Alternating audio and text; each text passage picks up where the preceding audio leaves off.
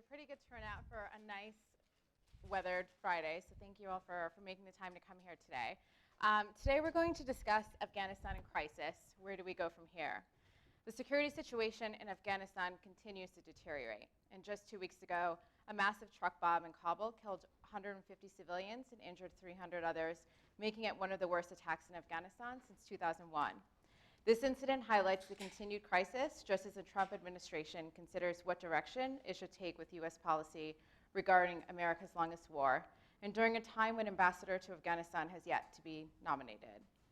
As Afghanistan's regional neighbors, the US, EU, and NATO convened in Afghanistan this week to engage in conversations around the Kabul process, an Afghan-led and Afghan-owned peace process, our panel will help answer a few broad questions today.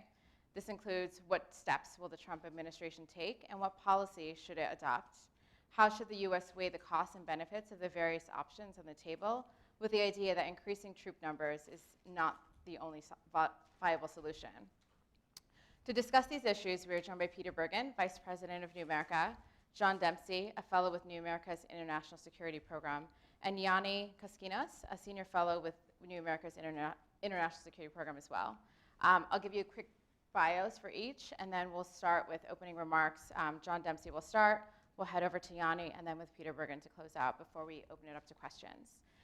John Dempsey is a former senior advisor to Ambassador Richard Holbrooke and his successors in the State Department's Office of the Special Representative for Afghanistan and Pakistan, where he oversaw U.S. government rule of law and election policy in the region from 2009 to 2016. Ioannis Koskinas focuses on foreign policy issues with an emphasis on Afghanistan, Pakistan, and Iraq. He is the CEO of the Hoplite Group, a company focused on sustainable and innovative solutions to complex problems in the most challenging environments and harshest conditions. He has been based in Afghanistan for the past 7 years and is retired from the U.S. Air Force in 2011 after a 20-year career in special operations. And lastly, I do feel like I need to introduce him just to be consistent, but I think Peter Bergen doesn't really need an introduction. He is Vice President of New America and is also Director of the ISP program here. He's the author of several New York Times bestselling books and recently published The United States of Jihad. I should say that Ioannis is the Deputy Director of the Fellows Program here, an Afghan-American who wrote a book called The Kabul Soccer Club based on her time in Afghanistan. So. Thank you. So John, we'll start with you. Great. Thanks very much. I'm pleased to be here. And as Ioannis said, it's great to have such a turnout on a beautiful Friday afternoon in the summer here in Washington. I'll keep my remarks very short, and so we have time for discussion, and that Ioannis will moderate, and then for Q&A. But right now, it's a pretty pivotal point in U.S.-Afghanistan relations as the Trump administration undergoes its review of policy and is about to make a decision on its strategic direction in the country. And I was fortunate a couple of months ago to be invited over to the White House with a group of experts on Afghanistan and the region to meet with the new National Security Advisor, General McMaster, before he went out to Kabul to help frame some of the policy choices that he and his team were going to be facing going forward. And without going into the details of that discussion, the first thing he did say to us, the group of people assembled, was how surprised he was at how little attention Afghanistan was getting here at home in the United States and even within the government to some degree, because people were so consumed with putting out the fires of the day, be it in the DPRK or Syria with ISIS or what's going on with Russia. And yet Afghanistan is America's longest war, now in its 16th year. General Nicholson, our commander on the ground, is asking again for more troops, potentially for an indefinite duration. So this conflict doesn't seem to be coming to an end anytime soon, and yet it's getting very little attention. And so what General McMaster asked of the group assembled there that day was to try to get this out there into public discourse, to hold events like this and make sure that people are debating what the policy options are and understand what the stakes are for decisions that are going to be made. And it's been encouraging in the last couple of months to see this gaining more attention here in Washington at least, so that policymakers understand the stakes and are able to weigh those as they make their decisions. In the last couple of months, Afghanistan's also been in the headlines for a couple of other reasons. First, in April, of course, with the decision to drop what's called the mother of all bombs in eastern Afghanistan, which I think highlights a new phase in the war, at least new from the US perspective since 2001, in that there's a rising presence of ISIS and Daesh in the country that adds a new level of complication in terms of what the US approach is going to be to pursuing its strategy in the country. And of course, the events of the last week, I think, highlight again just how grave the situation can be with whoever that was, if it was the Haqqani network or some other group that was striking literally at the heart of downtown Kabul at rush hour for one of the most grim attacks we've seen in recent years, followed by then the shooting of peaceful protesters, or quote-unquote peaceful protesters the next day, followed again by a triple suicide attack at the funeral for one of those protesters. So the news just kept pouring in and set a rather depressing tone as the U.S. interagency mulls over its options and comes up with its strategic decisions. That said, it's not all bad. I think earlier this week we saw 25 or so, give or take a couple of countries and international organizations convene in Kabul, despite the attacks last week and the security concerns, to kick off what's known as the Kabul process and try to reinvigorate international support to the country and explore what avenues there are to eventually reaching some sort of political settlement that can end the conflict. But there's a long way to go. If you step back and look at the trajectory of things over the last few years, one can't say that the war in Afghanistan is going well. In 2016, for sure, the Taliban did not take any provincial capitals, which is a change from the year prior when they held Kunduz city for a few days. But by and large, the war seems to be on a downward spiral as the Taliban gain more ground, now holding approximately 40%, give or take 5% of the country, or having at least influence over that. 7,000 Afghan security force casualties last year alone, the highest since that institution was set up, the highest number of civilian casualties in Afghanistan since 2001. Corruption seems to be on the rise despite what seem to be sincere efforts of President Ghani to root that out. The migration crisis seems to have abated somewhat, but brain drain continues, and the Afghans who are necessary for the future leadership of the country still seem to be looking elsewhere for their future and hedging their bets. The economy is still overwhelmingly dependent on foreign aid, which is unsustainable. We're not going to be able to continue this indefinitely. And of course, the government in Kabul, the unity government that was set up in 2014, and I'm happy to discuss the reasons that was set up and the US role in that during the Q&A, but has not really been able to govern effectively for a variety of reasons we can get into later. And so I think stepping back and looking at what is America's goal in Afghanistan and what should the Trump administration be doing, basically the goal is the same as it was in 2001. It's to keep Afghanistan from being a territory that harbors international terror groups that want to plan, launch, or plot attacks against the United States, our allies, and our interests around the world. And so General Nicholson's approach to getting 3,000 to 5,000 more troops may make sense tactically in helping to achieve that strategic aim, but I think one would be justified in asking, given that we have 8,400 or so troops on the ground today, adding, even if you go to the high end of 5,000 or double that, and say you give them 10,000 more troops, it's still a small fraction of the number of soldiers we had on the ground at the height of the Obama surge, when there were, with NATO, approximately 140,000 US and NATO troops fighting this war, and they weren't able to get the job done. So what is General Nicholson going to do differently with 15 or 20,000 troops that we weren't able to do with 8 or 9 times that a few years ago?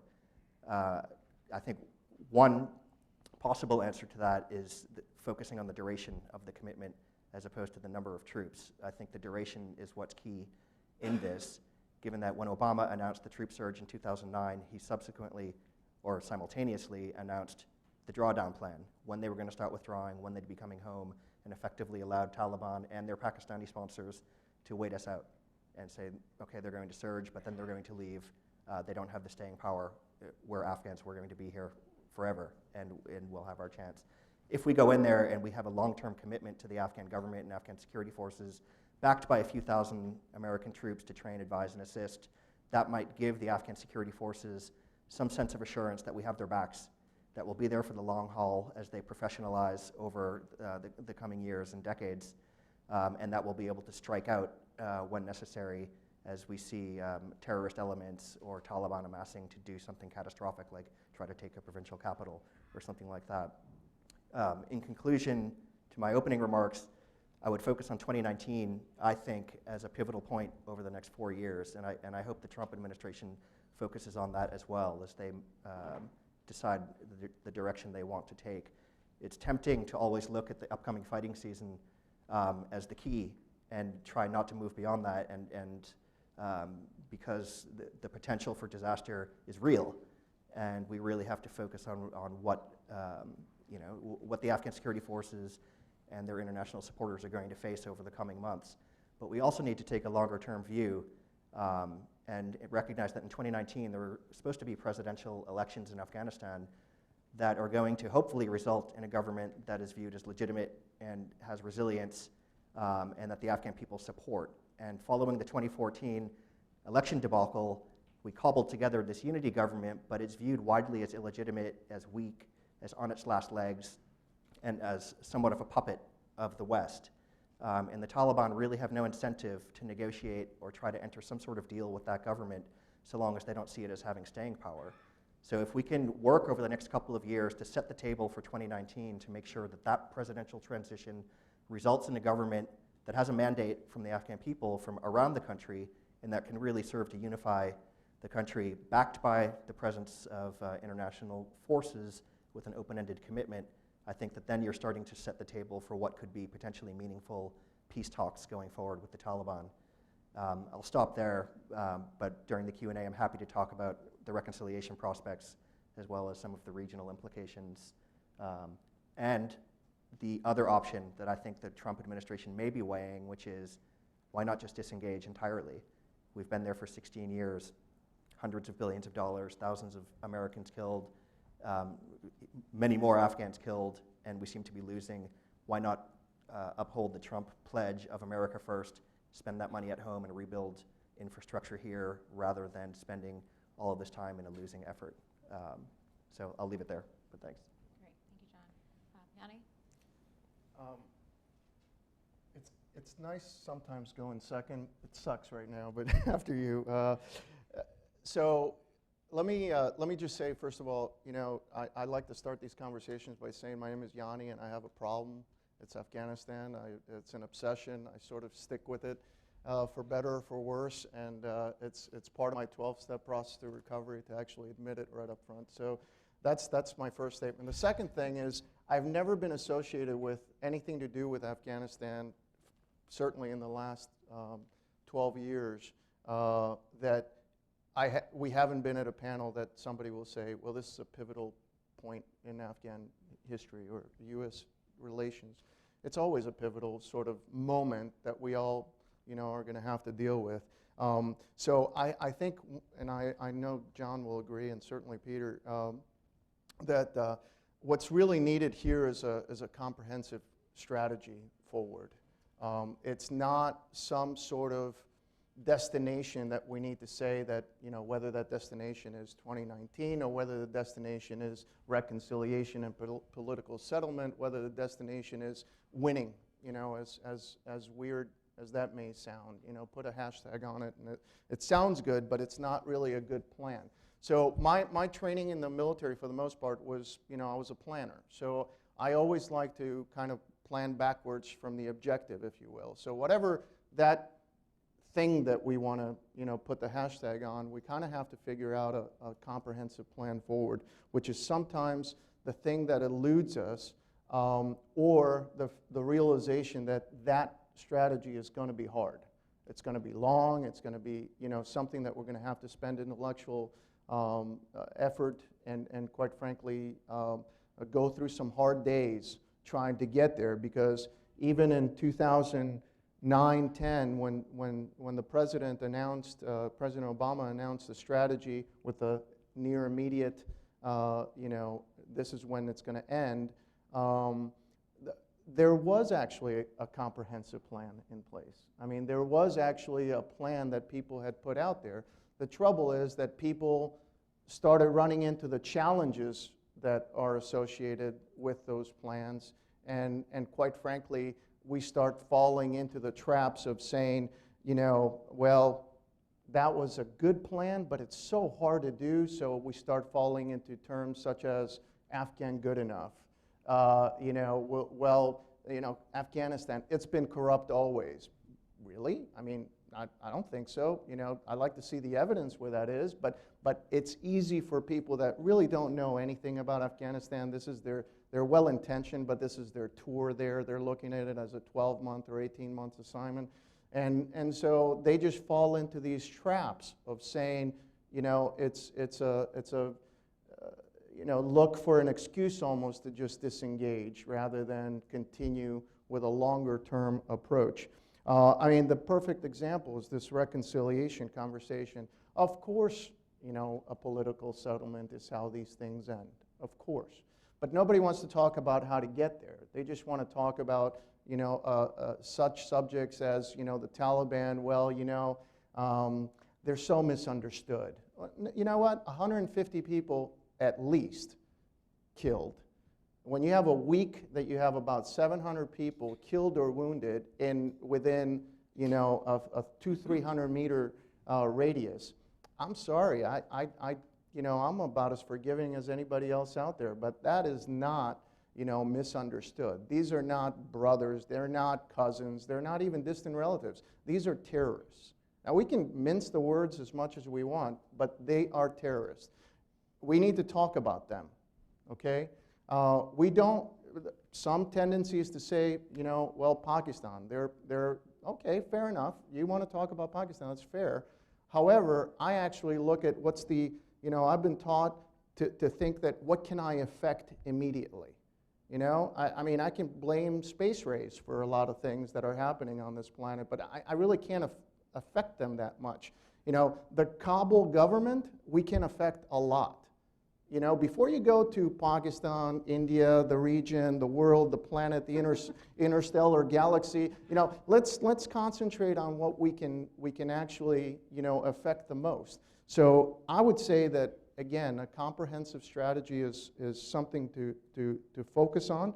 It has to start with our engagement with the Afghan government and how we make them a stronger partner, a more resilient element to fight against the Taliban or the enemy forces. Because, you know, like John said, 3,000 people, I mean, I'm sorry, that's almost not just an underwhelming number, it's also intellectually numbing to think that somehow this by itself is going to make a difference. So the last thing I'll say, and I'm really looking forward to the questions, is, you know, if you remember that scene from My Cousin Vinny, you know, where you walk up and Vinny shows up and this is his first engagement with the judge, and he says, you know, these two young men, the two youths, are innocent, and the you know, good Southern boy judge stands up and says, you know, well, let me get this straight. So you want to skip the arraignment, you want to skip trial, you want to skip the judge, and you just want to go to dismissal. Okay, fair enough. But it's not going to happen. So again, the comprehensive strategy is how we get to whatever the goal is. And unfortunately, all we're talking about destinations. Nobody wants to talk about the journey. So with that in mind, I'll pass the floor over to Peter. Well, I just, you know, picking up on a number of points that John and Yanni made. I mean, I think it's important to understand that whatever we do in Afghanistan, this is about righting a situation which is in very, very deep trouble. I've been visiting Afghanistan since the Civil War of 1993. I was there under the Taliban. I've been back, you know, many, many times. And 5 years ago, everybody in this room could have all gone out for a nice lunch in Kabul without fear of being kidnapped or bombed or murdered. That's impossible today. And I mean, Yanni lives there and, you know, does a lot of security work there. And so I think that in itself is important, because if you can't have a group of people from outside live securely in Kabul, you can't really have any business. And it's very hard to run an NGO. And so that's just one aspect of how bad the situation is. And John alluded to this 40% figure. I mean, and people have different formulations, but I think that about a third of the population, which is a better metric than perhaps the actual geography, are in areas either controlled or contested by the Taliban. Now, the population of Afghanistan is 30 million, so you're talking about 10 million people. ISIS, at the height of its power in Iraq and Syria, controlled 8 million people. So if these figures are correct, and we hear them all the time, the Taliban now control or contest a larger number of people than ISIS did at the height of its power. And so whatever we do, we have to respond to a situation which is in deep crisis. And in fact, this is really a tremendous opportunity for the Trump administration because they have an opportunity to turn this around. And the most important thing is not the number of troops, as John and Yanni have said, the difference of between 12,000 troops, 15,000 troops. Yes, there's a military difference, but the most important thing is what we say about what we're doing. And the most important thing that we can say is we're here for the long term.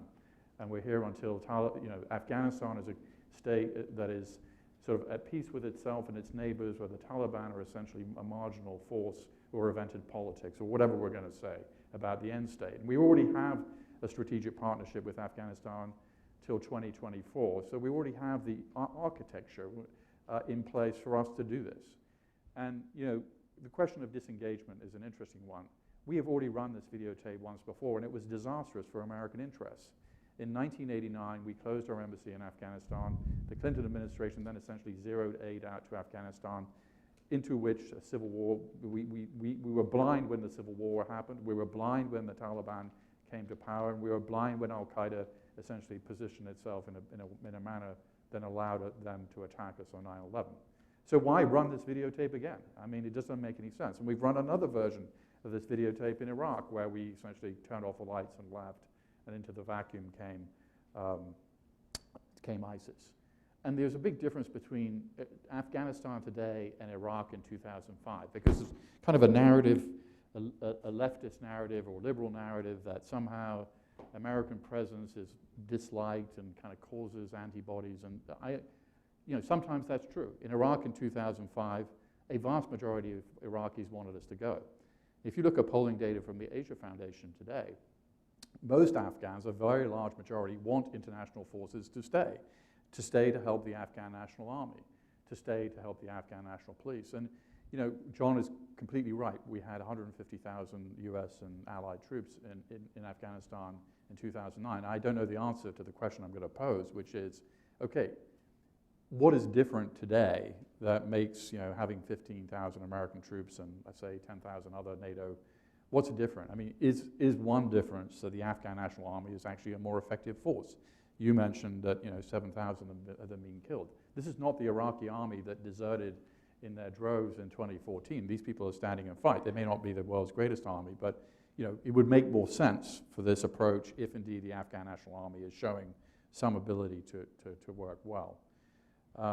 And so those are really the main points that I wanted to make. And I will just amplify the point that both John and Yanni made. I mean, I was at CNN on December 1st, 2009. We had the speech that President Obama was going to deliver at West Point. And the crawl at CNN at 3 p.m. on the screen before he gave the speech was about the withdrawal, not about the surge. I mean, we were about to surge 40,000 more American soldiers into Afghanistan. The story became about the withdrawal. So this was the most counterproductive messaging strategy in history.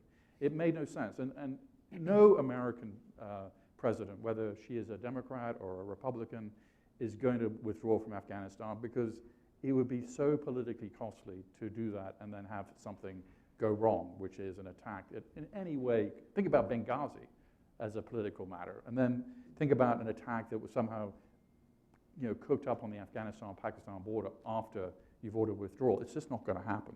So we shouldn't be talking about withdrawals. It doesn't make sense from a military point of view. It doesn't make sense from a political point of view. It doesn't make sense at all. So the final point is what we say about what we're doing is the most important thing we can do in addition to what we actually do. And we should signal a long-term commitment. We've been in South Korea since 1953. South Korea went from the poorest country in the world to one of the richest. There's a lot of difference between South Korea and Afghanistan, but an American national security umbrella that is welcomed by our Pakistani friends, who after all don't want a giant civil war on their border either, and the Afghan people. That is where we want to be. Great, thank you. I'll just start off by asking a few questions. John, let me start with you. You have a very unique vantage point in that you were part of the Obama administration for 7 years and were working with Richard Holbrooke in those first days when Obama took office. Can you give us just a comparative analysis between how President Obama approached the Afghan situation compared to how President Trump is working on it, and looking both at the first 100 days and then also now the 6 months in, if it's possible to go that far back for you? Sure. I mean, there are obviously distinct differences, but also a lot of similarities in terms of coming in with a blank slate. At least the administration has its own blank slate, and they're going to start reviewing from scratch and coming up with their own strategy. I think President Obama had spoken much more on the campaign trail about Afghanistan than President Trump did. We heard virtually nothing from either candidate last year about Afghanistan. It didn't feature in the US debate. And whereas in 2008, as President Obama hammered McCain and Hillary during the primaries on Iraq, he also wanted not to seem weak on national security. So his attack was always, you took your eye off the ball. Osama bin Laden is still out there. You left too early. The war in Afghanistan is getting out of control because you went into Iraq, which was the wrong war, when you should have been focusing on the right war. And if I'm president, I will focus on the right war. He sort of painted himself into a corner such that when he won, he then had to figure out, well, how am I going to then address the right war? And as part of that, there was a big interagency review. He appointed Michelle Flournoy and Bruce Riedel in the first 3 months or so to conduct a review of policy, which was then followed subsequently by a number of reviews conducted by General McChrystal, General Petraeus, then a full interagency review involving the State Department, the Pentagon, the intelligence community, and others that ultimately resulted in his decision first to approve a troop increase that President Bush had already authorized early in 2009, and then at West Point, as Peter said, to announce both the increase of 40,000 or so and simultaneously announced when they'd be coming home. Whereas what we see now with the Trump administration is much more difficult to predict. It's much more of a blank slate in terms of understanding where he's coming at. And he did make a couple of remarks in interviews over the course of the year-and-a-half campaigning where he suggested, I think, that it's a terrible war, we shouldn't be there, but we can't pull out type thing, and which gives you very little indication as to where he's going to come down on this. I do think in the Obama administration, the dissenting view came largely from Vice President Biden and some others who thought surging was a mistake and that we should be focusing strictly on CT, counterterrorism, as opposed to what McChrystal ultimately advocated, which was this counterinsurgency effort and putting in 100,000 plus troops and building governance around the country. Biden thought that's not in our national interest. We should just have a base at Bagram and strike terrorists where we know they're hiding and leave it at that. Right now, within the Trump administration, I think there's the Biden plus point of view, which is not only should we not be doing nation building in Afghanistan, but we shouldn't even be having bases there and troops on the ground, aside maybe from a special force presence, and that we should be saving the money and spending it elsewhere where America's national interests are more immediate, meaning here at home, and then treating Afghanistan sort of like Somalia or Yemen, where we send in missile strikes or drop special forces in for targeted raids, but leave it at that. Just a quick follow-up. I mean, as a career diplomat, to not have an ambassador in place 6 months in, what does that mean for you, for colleagues of yours back at the State Department? I mean, there's a chargé who's in Afghanistan who had already spent a tour there before, who knows the country, who's handling things, but I don't think Afghanistan's unique in this administration. I mean, he's not filled a number of key national security positions. Afghanistan is one of them, and we hope that they will appoint somebody soon who gets confirmed, who's able to speak and have a direct line to the White House, and whom the Afghans and others in the region understand is empowered to make decisions and speak on behalf of this administration. That's going to go a long way, I think, towards making sure, for example, the 2019 political transition goes smoothly if that person is in place, empowered, and able to get the Afghans to sort their political differences out. Peter, question for you. I mean, you said there's about 10 million Afghans who are now under the control of the Taliban with, Controlled or contested. Control or contested, but about 10 million people. And so when we look at the average Afghan, I guess it'd be helpful to understand what that means for the average Afghan, both inside and outside of those areas. And I just want to follow it up with just, a quick follow-up point of, when I was in Afghanistan back in 2006, when things were relatively calm, when I was interviewing people for my book, the one thing I kept hearing, and it was very much said under hushed tones, was that our life was better before under the Taliban. And so there was a segment of Afghans who very much voiced that concern. And today, I wonder how they would feel when that vision is being actualized. And I'm sure that Afghans don't want that, but there is a segment of Afghans who are not happy with the international security forces as well. When they've had civilian drone attacks, their homes have been raided. What does this mean? It's a very nuanced, complicated question, but what does this all mean now for the average Afghan in terms of their life moving forward? I think it's kind of a hard question to answer. I mean, I think if you look, polling data in Afghanistan has, I think, been fairly consistent since 2005 by the Asia Foundation, and people can correct me if I'm wrong, but these are countrywide, very significant polls, and I think, the Taliban usually rates at about 10%. So it's not like they have like this huge constituency of people who think they're great now, but there are some people who clearly think, and I'm, John was in the rule of law sector. Taliban does provide judicial services, and it does provide some kind of security. So to the extent they have an appeal, I think those are the two things. So the Afghan judicial system is very corrupt, and then that's why the Taliban came to power. They offered security. I mean so. But I think it's clearly security at a tremendous price. And one of the interesting things about Afghanistan today is there's a lot of people who, I don't know, kids on 9/11. They're in their mid-20s or late 20s now. It's a whole new generation. I mean, they're not going to go back to a situation where their girls can't be educated, or women can't have jobs, or they can't watch TV, or I think it's going to be. And so one way we should think about this is we want to give time for the next generation of these 20-year-olds to grow up, and because over time, I think the historical forces are moving against the Taliban. They're not.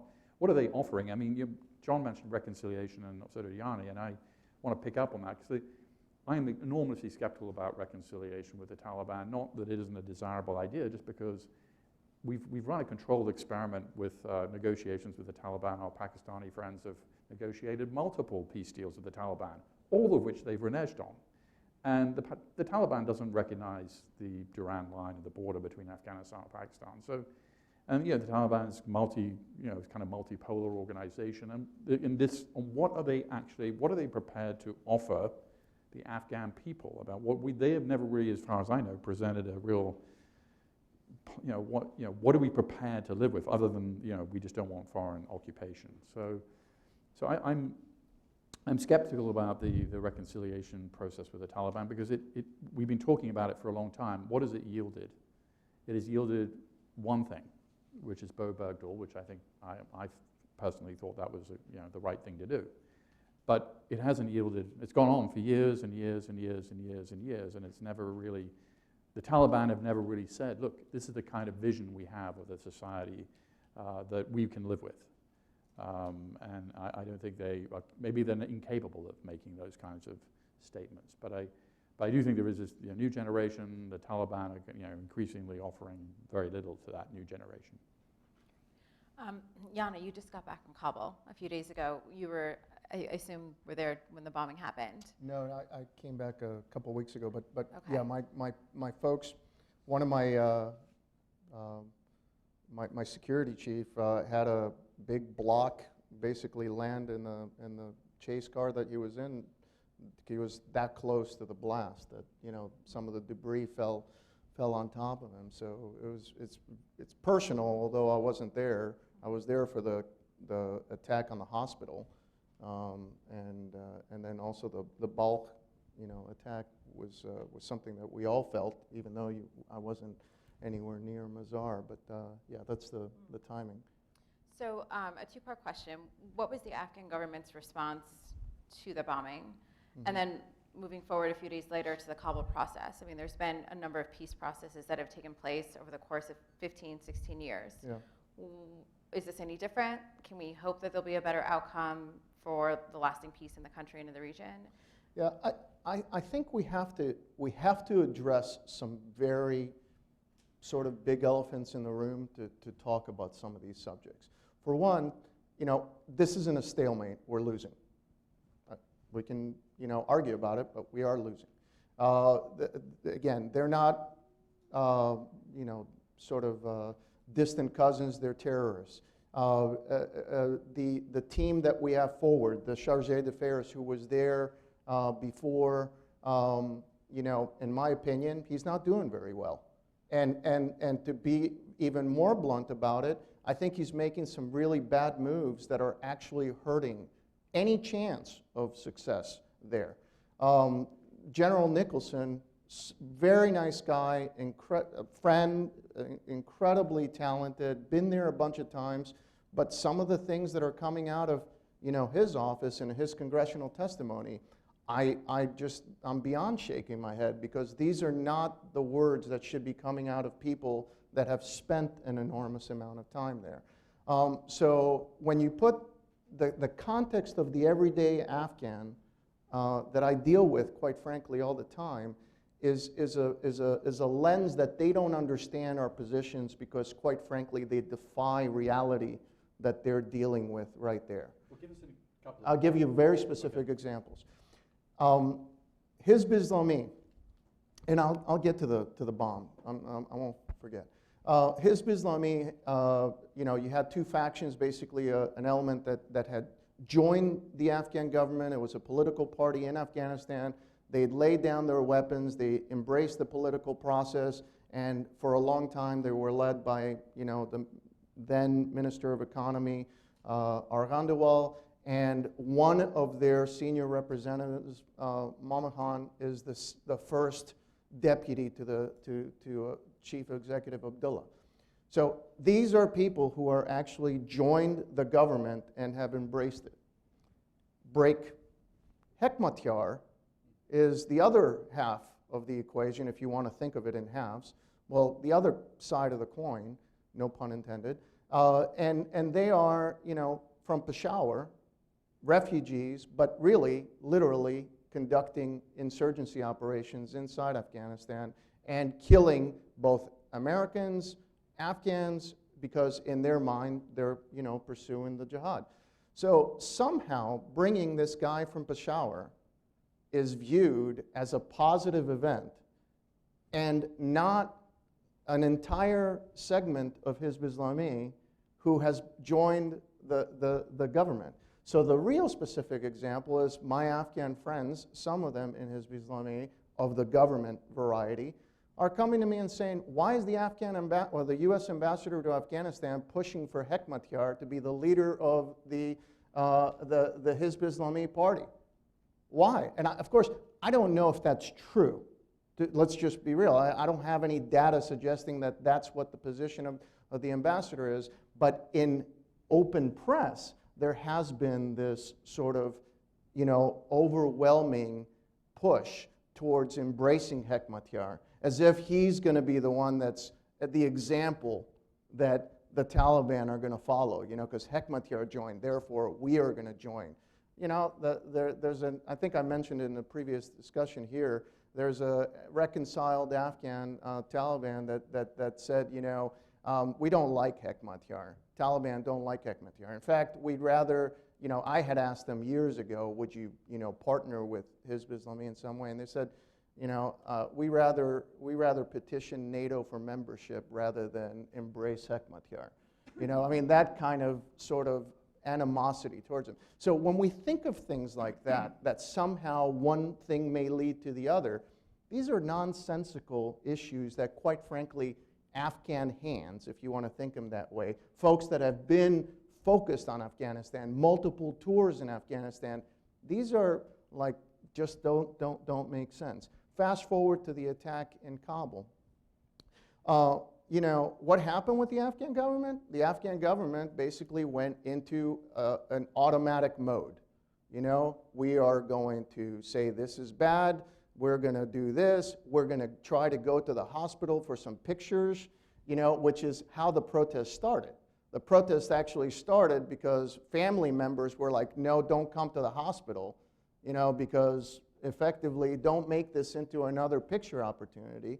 And then the next day, you know, certain elements, some very angry at the fact that this has happened. And by the way, anybody who's been associated with Afghanistan, the nightmare scenario is, you know, one of those trucks of that variety, you know, packed with explosives, half the weight, I think, of the Moab, you know. So this is the mother of all trucks, the Moab, you know, is going to explode in a very sensitive area, and it's going to actually take out. So this is not something we haven't, you know, considered as a nightmare scenario. We had a couple of years ago in the Shah Shahid area of Kabul, another truck that went off, and it leveled, you know, an entire neighborhood, of which, by the way, the Afghan government then said, oh yeah, 15 people died. Oh, give me a break. You know what I mean? 15 people, and the so-called free media, you know, which Afghanistan has by far the most free, you know, media of anything, you know, sort of went along with the 15 because that's the official, you know, numbers. But in reality, when you survey the damage, it's just beyond anything, you know. So when you have this anger at the protest, what happens next? You know, you have you know, basically a shooting incident in which 7 protesters.